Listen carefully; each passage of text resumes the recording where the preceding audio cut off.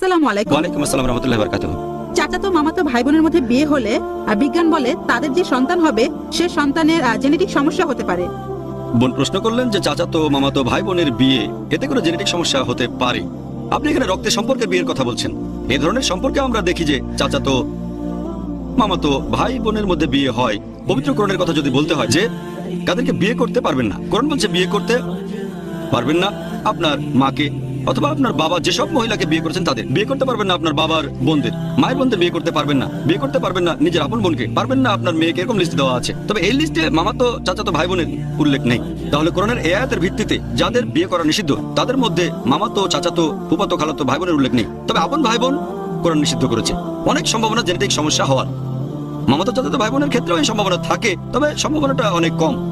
যদি আপনি একেবারে অপরিচিত কাউকে বিয়ে করেন সেখানেও সম্ভাবনা থাকে, তবে সম্ভাবনাটা কম। আশা করি উত্তরটা পেয়ে